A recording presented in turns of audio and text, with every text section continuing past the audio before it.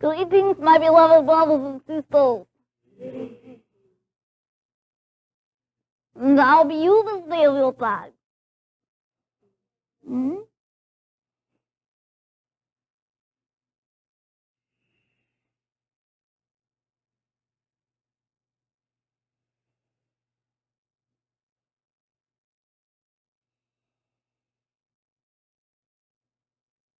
All are resplendent of the aroma and fragrance of the garden of humanity. Indeed, you are beauteous. You are the creature of divine essence that God, I am, comes forth into the experience of the realms and planes and dimensions that you call physicality. And as it comes forth, you understand you. You create the experience you call your life. And you know what? It is merely a grand playground. It is merely a grand sandbox. That is all it really is. Now, what be child? Is it an entity? Is it an essence? Is it a personality?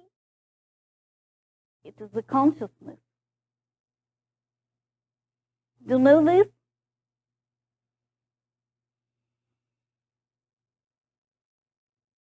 Whosoever would desire to enter into the kingdom of heaven cannot do so unless they come forth and receive worship likened unto a child. Now, what is a golden child? What is golden? That which is divine, that which is inspired of the God I am of you that comes forth to create your experience, your play, as it were.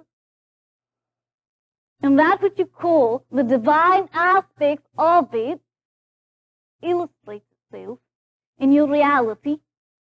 And as you perceive it more and more in clarity, in knowingness, you will perceive them more and more in goldenness. They will partake of that which you call a golden aura, a hue that is gilded, that is understood as soft, as in raiment of gold. And this includes your experiences. Gild yourself in the golden aura of play, which is a consciousness also. Now, that which you call play is instrumentation in life by the grand gods that call themselves humanity. And they may indeed partake of two sorts of play upon this your plane. That of fantasy, which is unlimited and in divine creation, and that of imitative nature, which is limited and restrictive. That which you call the play of fantasy is the enjoyment of life, the zest and fervor that you partake of when you know that you are God. And that which is imitative is the play that you go forth in your games. Do you know what I mean? Do you understand the word games? Games of lovers? Games of corporations and bureaucracies? Games of mates against one another? And children one unto another. Games indeed of treachery, of grand and high adventure to be sure, but games indeed of separation and limitation, not unity. When you understand simultaneity and vision through the eyes of a child, you will not understand your life as a succession of linearity, but indeed as a cyclorama of life about you. You will indeed perceive rain as snuggling vapor, dew that looks wet. You will see with new vision. There is a fourth density entity that came onto me that was very small in stature, that said, indeed, Master, that which you understand as God. I know what it is. It is merely a different universe that you must perceive with different spectacles. And to replace limited spectacles with unlimited spectacles. They're not rose-colored, they're all colored.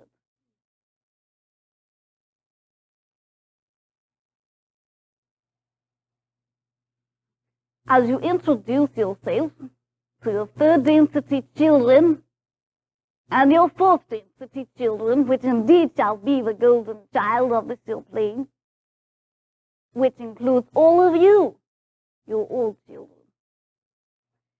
As you come into the countenance of one and two of the other, the third density entity says unto the fourth density entity, alas, small world, eh? And the fourth density entity says unto the other, not really, only to them.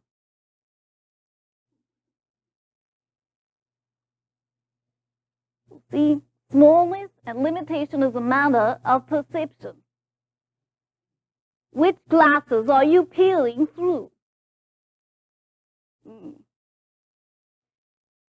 If you pose a problem, or that which you call a puzzlement, unto that which is both, the third density entity will say unto, but why is it I have two ears and two eyes, and I do not see double, and hear double?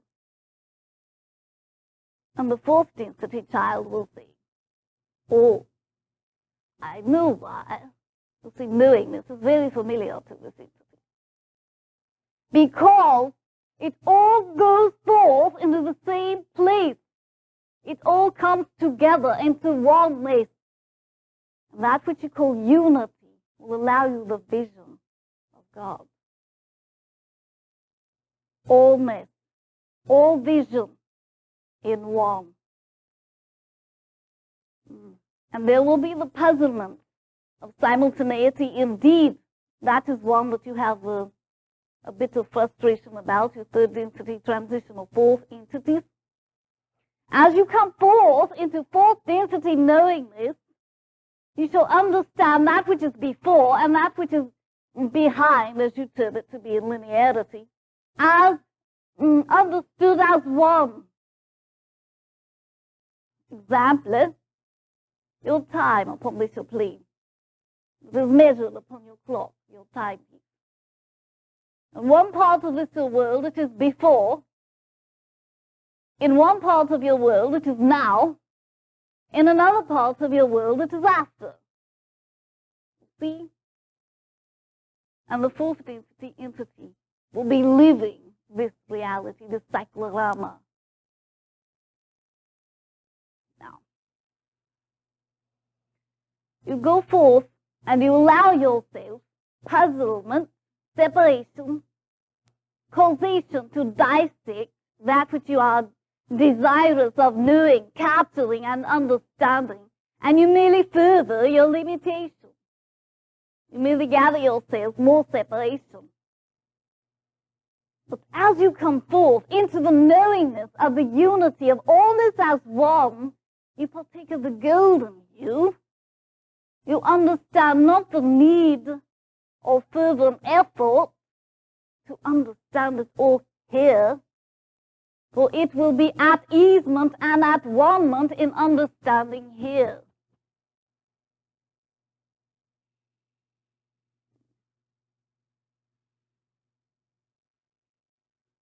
There will be no birthdays for your fourth density golden child. When asked of birthday, it may very well respond to history that hasn't happened yet. They have not the perception that you do of time. Indeed, there is an entity that I am very familiar with, a small young master. And he indeed, very quizzically upon his face, said unto me, even though my father says that he is aging every moment, He is still eternal, always the same age. How can I allow him to know this? He is not aging. Aging is heaviness, limitation, emburdenment. Freedom, eternal youth, is lack of that which you call linearity. If you do not have linear perception, you will not have the perception of age. If you release that which is the understanding of time, and which came first, and what it all means, and enjoy and become enraptured within your now, then you will be the eternal now moment. You will be it. Aristotle said that life and experience is before always and continuously always is in the now wonderment. Has been, will be, and is. And when you immerse yourself, dive forth into your playground, as it were, into the waters of it, with playfulness and lightheartedness about you. Indeed, that which is your struggles and your limitations, your burdens, your bondages of third density will float. They will become buoyant. For the water itself is the life stream of God. The God I am of you will allow its buoyancy, for it indeed supports you eternally.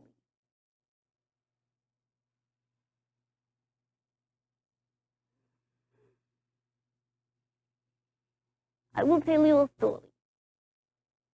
Listen, my children, and you shall hear. That which was a grand king came forth, and he was in much perplexity, for his mate, the queen, had everything. There was no thing she did not have. And what is it that you can have as a gift for the queen on her day of grandeur? Indeed, what gift can you have for an entity who already has everything? The golden child came forth unto him and said, Yea, master, I have a gift to present unto you. It is that which is the portrait frame with quilts indeed, coverlets of silks and satin. And the third density child came forth upon the scenario and said, Oh, but this is an anachronism. That which you call bedding and the supports and frames thereof have not been invented yet. The golden child said unto both of them, But that is of course why this is such a wondrous gift for an entity that has everything that there already was. You see, there are no limitations to the golden child that is you.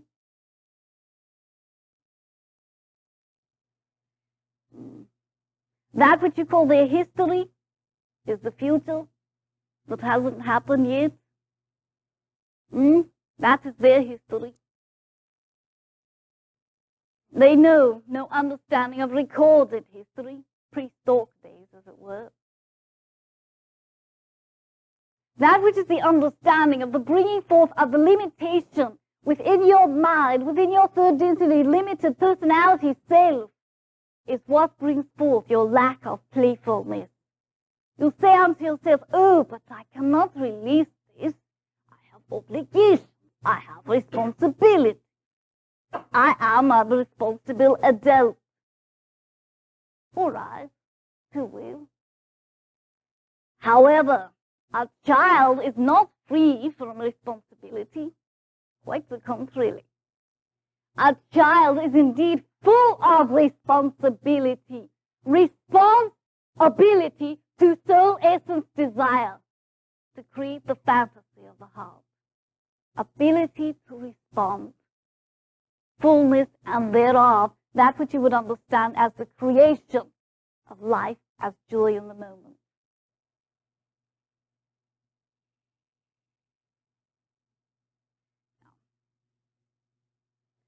The illustration of golden unto you is merely the exemplification of the alchemical nature of that which is the transformation from third density into Christ consciousness. The Christ illumination, the golden essence of it. This is what is meant by the golden rule. Christ consciousness embodied. And all of you as childlike essences, periwinkle creatures indeed, romping and capering through that which you would call your heaven on earth, will become into the knowingness of this Christ consciousness, this golden aura of playfulness. And you indeed will splash through the streams of life, and they will be bubbling and effervescent as you will be. There will be much humor abiding in your life, laughter, indeed. To know the veins of humor are the direct blood supply to your funny bone. All you need do is activate it, and you will have a continuous supply. That which you call wit will constantly come onto you. Allow the flow. You know your Yeshua, that which you call the Nazarene, was not a stone-bad child. He went forth into the streets of Nazareth, indeed, heartily playing his games. And merriment was indeed that which he was master of. He came forth into the streets and played music and song upon that which you call your ram's horns, your harps, and your tambourines. Indeed, he was a very adored playmate, as you called him. Indeed, this Grand Master was a divine exemplar, even then, of playfulness and lightheartedness, happiness understood. And indeed, his hours of labor as carpenter were laced with laughter. He was not somber. Those that were understanding of him were desirous of being in his presence in all moments of their life, not only because of his healing powers and his compassion and his love, but because they were buoyed whenever he was about them. They felt refreshed because the spring of his humor came forth to quench their thirst from the heaviness and prostrations of their day. And yea, they drank from his stream. Many of them came forth only for this. But do you know what? That which you would understand is the bringing forth of the love and laughter and light in this manner mirrored unto them that which be the divine God they were, for them to garnish and understand and know. If you give forth comedy unto an entity, if for no other reason than to allow them to laugh, which is an automatic alignment, you have given them forth a spoonful, as it were, of divinity.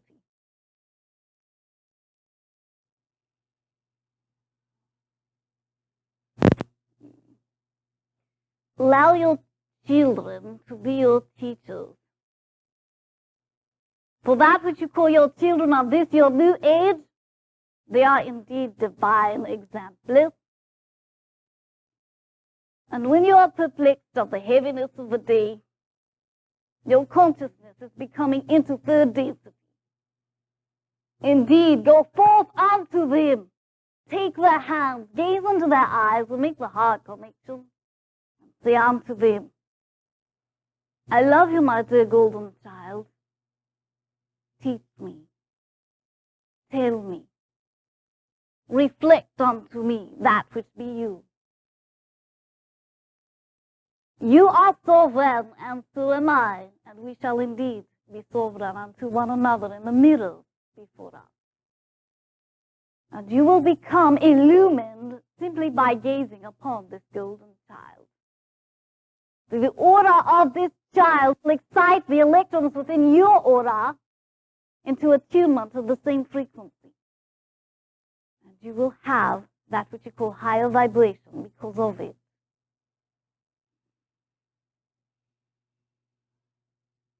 Peer through the pain, the glass, as it were, of that which you call your life. Press your nose against it. Watch the rain splash upon it. Feel your breath heavy upon it. Allow the vapors to collect. Allow the tear from your cheek to run down its pathways. Become a child again. Listen to the sounds within the understanding you call nature. Listen to the understanding of that which is inanimate as life. A golden child sees the sun as life, as living, for it gives forth light. The child that is golden sees that which is a stream of life, as living, because it is in constant flow, in movement. The child of third density would perceive it as inanimate. But all is life, and you may see through the eyes of the golden child. By seeing and knowing the reflection of this life back onto you, the soul contained within it, the consciousness contained within it. Perceive it when you pluck that which is a thorn from your flesh. Know that it is also divine life, and that it is also partaking of divinity and God's I am essence as reflected onto it. For in unison is peace, is harmony. Indeed, we are the children. We are the children of God realized. And you are coming forth into this realization by gazing into the mirror of the child that is you. When you understand your allowance that you call your playfulness, when you understand it and release it from the bondage of limitation and judgment called should or should not, then you will understand what it is to be in joy. For that which is playfulness, at times in third density, is understood with restriction. But true playfulness, that is in unlimitedness, is not restricted or fettered. Splash in the puddles. Take off your clothes in the rain. Go forth and bathe and bath in the waters of the ocean without fetterment of garments. Oh, but what would they think? Are you being a child or not? When you are truly a child, you see only with purity of heart. You know only with the innocence of non-judgment. You know all is equality. Not through separation do you see. Not through limitation do you experience. But you understand the joy. You relish and bask within every moment as it comes into your experience, into the fruition of what you call your life.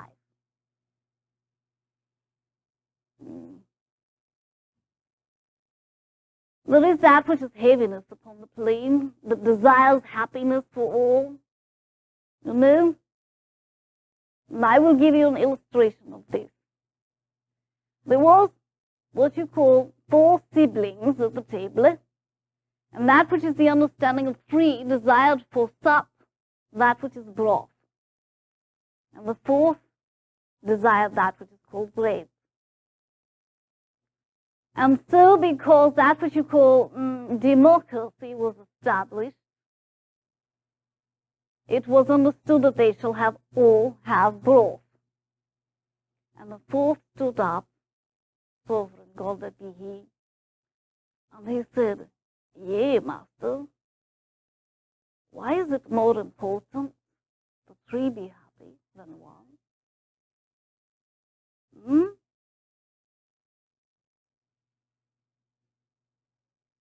That which was the preparer of the foodstuff quietude, and indeed gave forth the fourth entity, that which was bread, and the others had their broth. That is divinity and sovereignty. When all experience and bring forth into the understanding of their life that which is their desire, not someone else's. Happiness is truly allowing the play of all the other gods without judging their play. Allowing them to romp as they will to the life streams of the universes and not partaking of critical nature about their play. Oh, but that one is mine. There is tug of war. That is another game that you play upon this plane. The golden child will perceive that which is allness, and indeed, if he desires that particular vibration or reverberation, will manifest it of his own sovereignty, and not desire partaking of another's joy. The struggles of life are indeed of third density, and they are indeed passing away into the new light, the new life of the Aquarian era, the era of God. And as you come into consonance with your siblings, with your children, and have perplexity, oh, but how do I deal with this one? This one is a very sovereign God. And how do I allow him to know there is such a thing as right and wrong, you see? Well, there is a surprise abiding for you. There is no right or wrong. There only is. There are preferences, and there are indeed the allowance of God to understand their other sovereignty as well as their own. But there is no right or wrong. Well, that is further separation. And if you may release these verbiages from your vocabulary, you may understand more and more of your own golden child within you. And as you understand more of your golden child within you, you will issue it forth before you, because you will be mirroring it to others, and they unto you. You will be mutual mirrors for one another.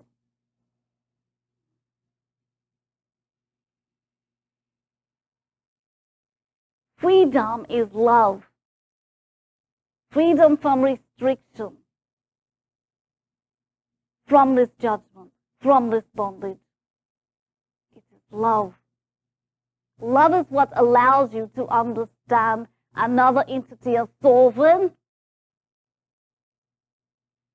Unconditional love, balanced with power, brings forth the understanding of harmony, peace, and justice. And when this harmony abides, you do have your joy. You do have your play. You do have your child at heart.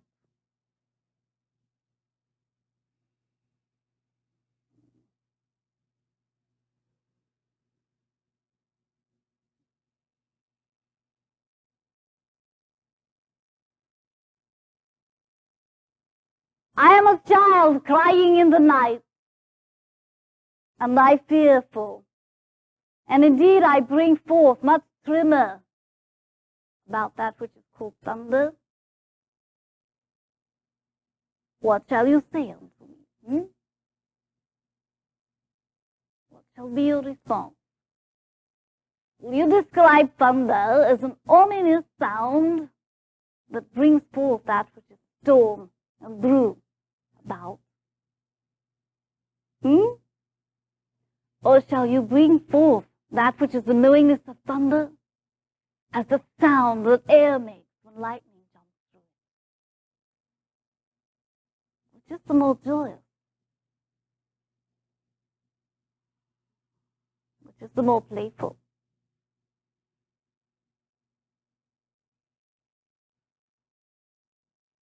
Perceive with the imagination, fascination, and fantasy that children do. Life is not heavy. It It is wondrous. Allow the sparkle to be in your observation.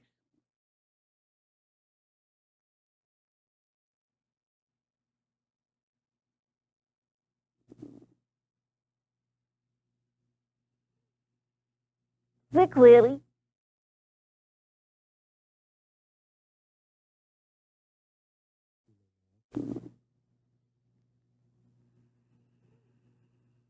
The query.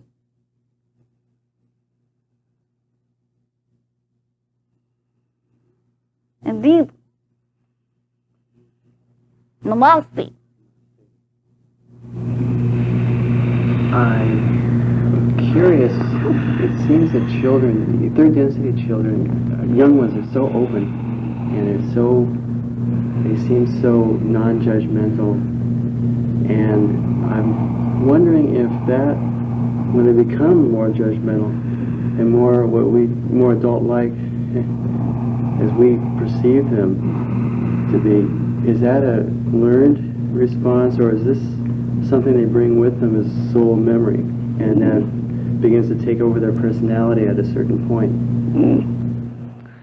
First of all, there is no takeover that is forceful in this matter, and that which you understand as soul memory abides in sameness with all entities, for all are connected to the divine soul memory essence of the God I am, that is the grand creative essence. Do you understand? And as this comes forth into trickling in of that which you call your personality self, it is an attunement to that particular resonance of that particular soul memory of the divine creative force. You see? It is not a force of the parentage upon the sibling. You see?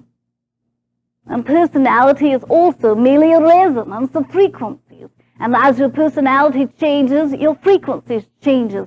They may shift higher or lower, or a combination thereof. It really matters not.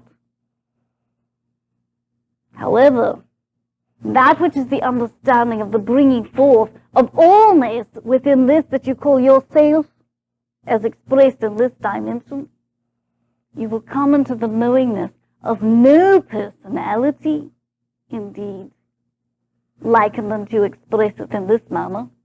You will come into that which you call the Christ. If you desire to call that a personality, then do so. But that is what you will be exemplifying, the Christ. And you may give forth your flavorings as you choose, spice it up a bit if you would. However, the understanding of limitation and forcefulness of one entity upon another will not be mirrored unto you, for you mirror only love. Do see. Third density children come forth and mirror as they choose to that which is a resonance of their soul essence, that which is the frequency vibration of that which is all that is coming unto them in the eternal flow. Do you understand?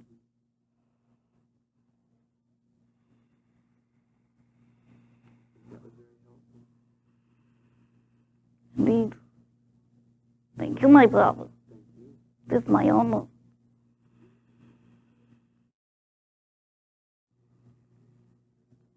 Indeed.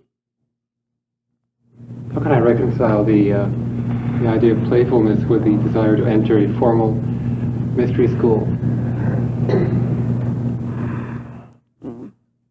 First of all, describe what you understand as formal. A specific place, a specific venue where you go to learn the higher learnings as opposed to learning just here in life. What is the purpose of a particular school, like a Pythagorean school or a school inside Mount Shasta? I understand of which you speak, but what is formal? Formal? What's specific? It means specific understanding unto you. Is this right? A specific. But you understand what specific is? Limitation. That's why I'm asking the question. That which you want to understand as specific is a choice, an option for this now moment. As long as you do not invalidate all your other non-choices, then it is all right. There is nothing wrong with it. However, when you bring forth that which you call your knowingness only unto that which you call the specific dogma of this that you call your formal understanding, then you are limiting your knowingness. You are placing yourself within blinders. For indeed, as you bring forth allness, totality, union, oneness, God I am, then that which are the blinders will be replaced with a vision that is indeed omnidirectional. You understand?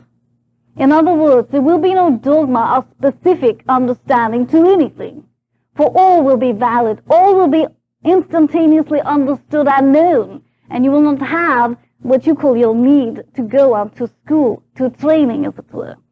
Training is merely placing yourself in laborious understanding of that which is. It is effort.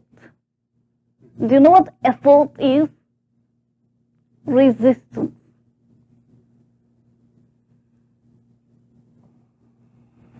It will merely live, allow, and be. Understand the joy as you participate within your life, the laughter, the reverberation of beauty as it abounds about you. Then you will already know all within all the mystery schools. But there is nothing wrong with partaking with one. That which you call formal is indeed no more than restriction. When you understand a formal attire, what does it conjure up in your vision? Discomfort.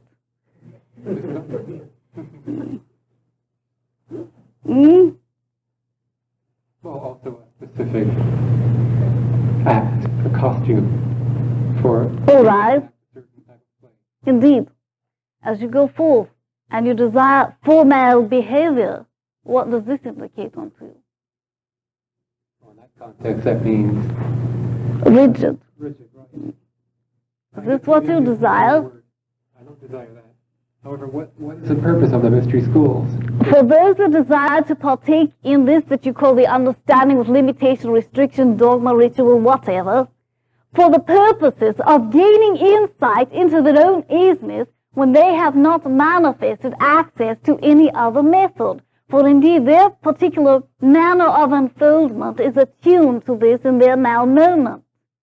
It is not that it is wrong or that it is limiting for them. For them it is indeed divine, for they have called upon it into the reality so they may perceive their own essence as mirrored by this dogma.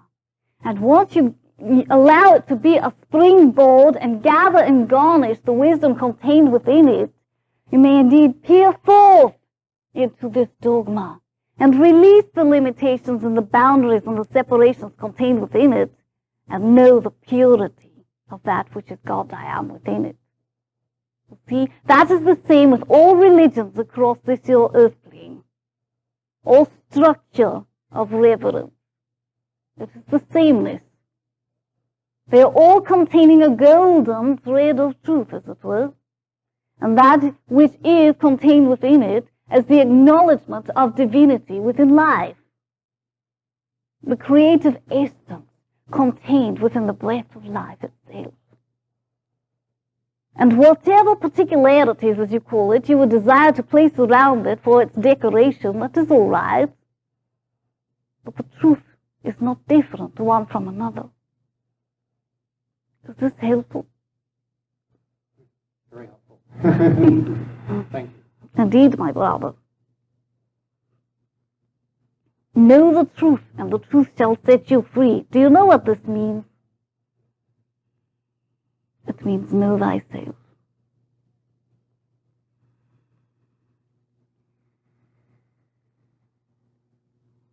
Indeed. Where did limitness come from? Limitation? It came from the heart choice, the soul choice, of that which is a grand creative soul essence. That which you call the God I am, the creative force that created all that is as you experience it, that contemplated itself and came forth into limitational separation of a manner. It understood that vision through contemplation. That which came forth as issuance from it divided even further, and the divisive nature intensified. And you came forth into the cycle, into that which you call density. But you know, it is a continuous cycle into the, not only the evolution, that which you call the bringing forth into unity, but the involution. It is all one. It is all one cycle. And it allows you completion upon the wheel of life. For that which is experienced in limitation is divine. It is exquisite. Without it, you would not have expanded the God I am in the manners that you have. And indeed, that which you call God I am is constantly increasing for this very reason. The desire to know, to experience, to go beyond. That's where limitation came from, this desire. All right?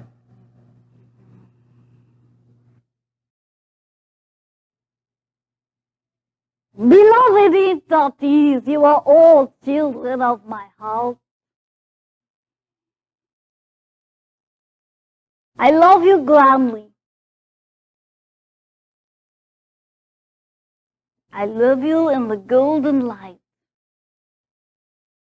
of the God that you are.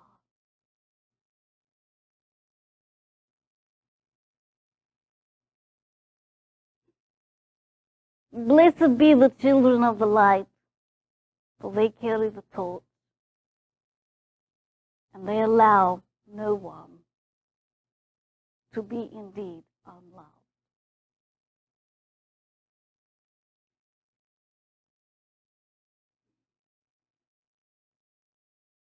I bid you all farewell for now.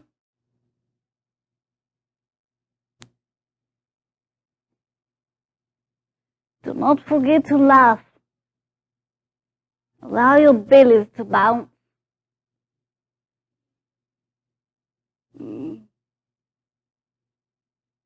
For in this laughter, in this giggle, as it were, you will find the child within your essence. Your heart will spring forth an elf-like quality. It will become mischievous, as you call it, and elfin indeed. But allow this fruition, allow it to flourish, nurture it, cultivate it with love, caress it. For in its tendrils lies your joy.